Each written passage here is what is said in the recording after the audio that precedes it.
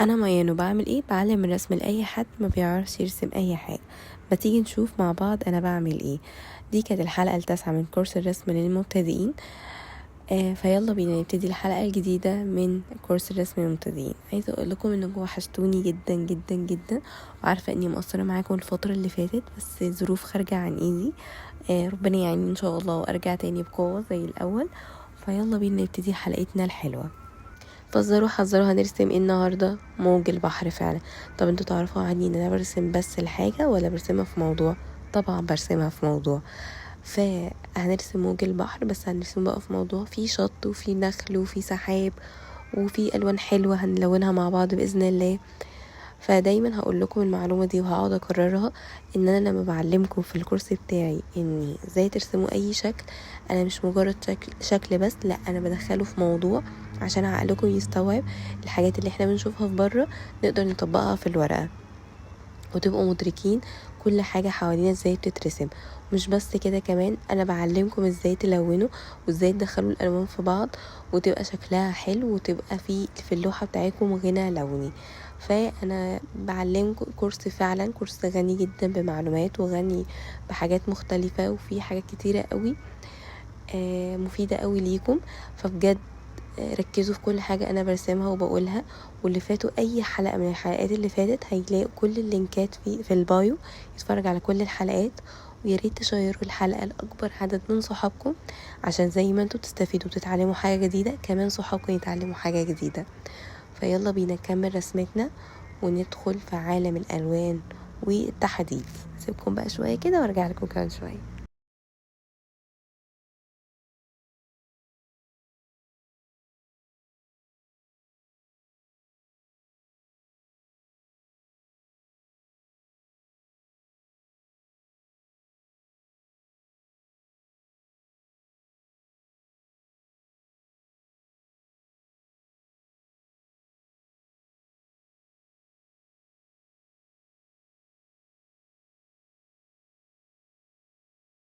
ورجعت تاني ليكم.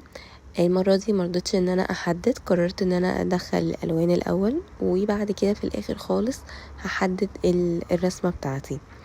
دي حاجة. انا بقى عايزة اسألكم سؤال حلو كده واحنا بنرسم مع بعض، وانتوا تتجاوبوا معايا كده في الكومنتات. قولولي بقى، انتوا بتحبوا بتحبوا تصيفوا؟ يعني بتحبوا تسافروا فين مثلا؟ ايه اكتر مصيف انتوا بتحبوه؟ وايه كمان اول مصيف طلعتوا في حياتكم؟ تفتكروا كنتوا عندكم كام سنة؟ لو حد فيكم فاكر يكتب لي في الكومنتات، وانا كمان اقول لكم انا اول مصيف ليا كان عندي كام سنة ساعتها. زي ما انتوا شايفين كده الالوان، انا دخلت اول لون هو اللون الازرق، درجة من درجات الازرقات او الدبلانيات، بس درجة غامقة شوية. لونت بيها البحر كله. ولو خدت بالكم كمان انا ما يعني سايبة في فراغات بيضة علشان اقدر ادخل الوان تانية زي ما انا عاوزة، وفي نفس الوقت اعمل انعكاس بقى لكل الدرجات اللي هتبقى حواليا، من النخل، من البحر، من السماء، من الشمس، كل حاجة. هنشوف مع بعض، من الرملة كمان. فركزوا كده واحنا بنلون سوا مع بعض. زي ما انتوا شايفين كده بدأت ادخل درجة بقى من درجات البيجات كنوع من انواع الرملة، كأنها بتدخل بقى في البحر. وكده كده الارض كلها بتبقى رملة، فبيبقى في انعكاس اصلا من درجة البحر مع الرملة، فبتدي مود حلو قوي. انا عايزة اقول لكم احكي لكم على حاجة كده. انا كنت بحب اطلع مصايف كتيرة جدا. وكنت بحب اقعد قدام البحر واحب انزله، وكنت بنزله دايما بعوامة، انا مش بعرف اعوم. فجت مرة كده في مصيف من المصايف، فلقيت نفسي قاعدة قدام البحر وشايفة ناس قاعدة بتعوم وعارفة تتبسط في البحر وبتبقى مبسوطة قوي، مش عايزة تطلع. انا مش عايزة اطلع من البحر، بس هي الفكرة ان انا مش بعرف اعوم، وفي نفس الوقت بابا وماما خايفين عليا. فقعدت افكر، طب يعني او انا ما ينفعش اتعلم اعوم؟ انا برضو ما كنتش صغيرة وقتها، انا نفسي اتعلم اعوم، انا عايزة اعوم زي الناس دي. طب انا كبرت ان انا اتعلم ولا ينفع اتعلم؟ بالصدفة بقى يا جماعة، بالصدفة والله العظيم، فاتحة الفيسبوك بعمل كده بقلب، لقيت اكاديميات كتيرة جدا ظهرت فجأة لتعليم السباحة. قعدت اسأل كتير كتير كتير، مش من اول مكان جالي ظهر قدامي استجبت معاه ورحت له، خالص بالعكس، قعدت أسئلة كتير جدا فوق ما تتخيلوا، لغاية ما استقريت على أكاديمية تعليم السباحة. بعد ما سألت كل التفاصيل وعرفت كل حاجة، قعدت مترددة، قعدت أقول أنا مش صغيرة، طب أنا هعرف أعوم؟ طب فعلا هعرف لما انزل البحر اعوم زي الناس اللي بشوفها ولا لا؟ مش عارفه قعدت اتردد شويه كده وصبرت شويه. بعديها تقريبا بكام شهر كلمتهم تاني، هل انتوا متوافق ان انا اشترك وكده؟ وبالصدفه لقيتها جنب البيت. كانت صدفه غريبه جدا، يعني بيني وبينها مسافه صغيره قوي. رحت فعلا اشتركت وكنت مرعوبه اول مره. شهر جاب شهر لغايه ما تميت تقريبا 2 سنين في تعليم السباحه. عايزه اقول لكم ان انا دلوقتي ببقى عندي متعه وانا نازله البحر. اول حاجه مش بنزل بعوامه، محدش من اهلي خايف عليا ولا قلقان، خلاص هما واثقين فيا وعارفين ان انا هعرف اتصرف. فكره انك انت بقى بقيت تستمتع بالبحر، عارف انك تعوم وعارف انك تنقذ نفسك وعارف يعني حاسس بالمتعه بتاعت المصيف. الرسالة اللي انا عايزة اوصلها لكم من الحكاية اللي انا حكيتها لكم دي، هي مش فكرة ان احنا نرسم بحر وبقول لكم حكايتي مع البحر والمصيف كل الكلام ده. انا عايزة اقول لكم انك لازم يبقى عندك اصرار، عندك هدف، الحاجة اللي جواك نفسك تعرفها او تتعلمها مهما كان سنك صغير او كبير ايا كان هتعرف تتعلمها. لو مادام انت عندك الارادة انك تتعلم، صدقني هتتعلم وهتوصل لها. بس كده. نرجع تاني بقى لرسمتنا الحلوة. دلوقتي انا رسمنا البحر زي ما انتوا شايفين ولوناه، ودخلنا درجات الرملة ودخلنا شوية درجة من درجات الاصفر وبيجات ولبنيات، ودخلنا درجة من درجات الاخضر، انعكاس بقى للشجر وللنخل كمان. وانتوا شايفين اهو احنا بنعمل دلوقتي النخلة بنلونها. وارجع تاني اكد شوية على التونات بتاعة الرملة. هو دخل بقى درجات كتير، دخلوا الوان يا جماعة، اتبسطوا وتستمتعوا. دي اللوحة بتاعتكم، كل ما تدخلوا الوان اكتر كل ما هتدوا غنى لوني. انا عارفة ان انا رغيت كتير وصدعتكم، سيبكم شوية كده تركزوا وانتوا بتلونوا وارجع كمان شوية.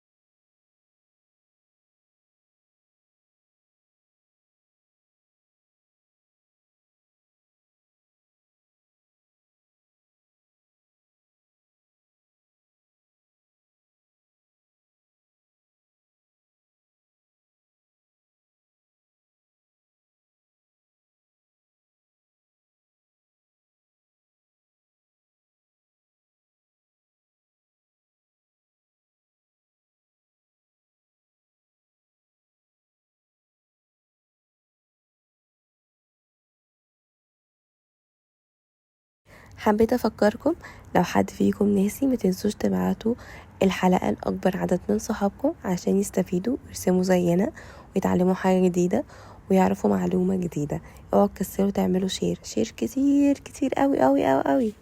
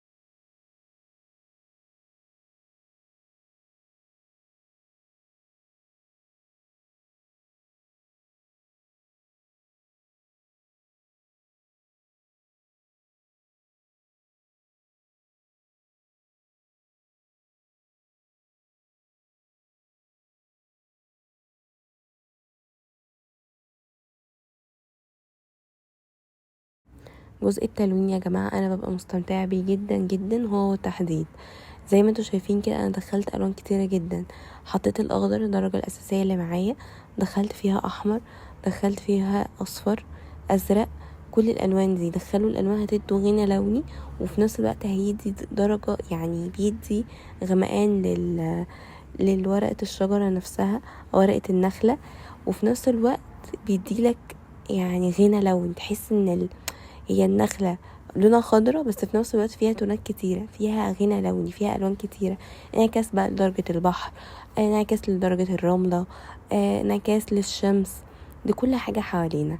فاتبسطوا انتوا بتلونوا، استمتعوا، حطوا كل الألوان انتوا بتحبوها. مفيش حاجة ممنوعة، مفيش حاجة لأ. دي لوحة بتاعتكم ودي حاجة هتبسطكم، فاعملوا الحاجة اللي تبسطكم انتوا، وبعد كده ابسطوا الناس اللي حواليكم.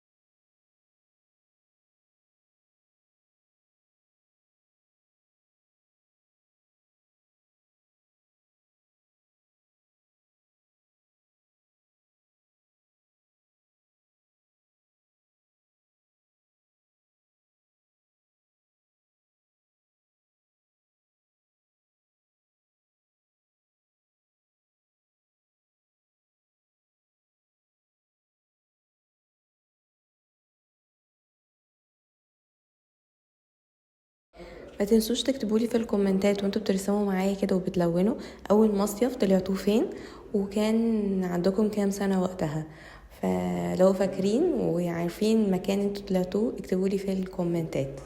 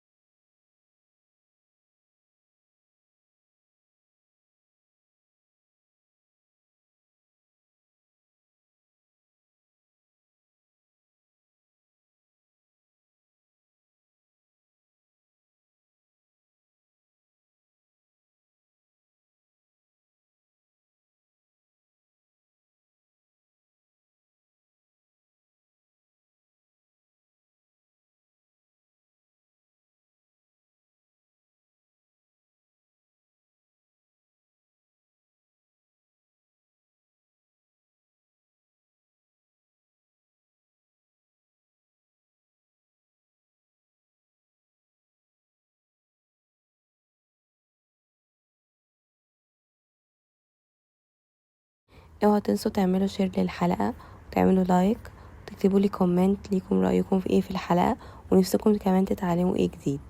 يا رب تكون الحلقة عجبتكم واستفدتوا معلومة جديدة، واشوفكم في حلقة جديدة مع ميان من كورس الرسم للمبتدئين. باي باي.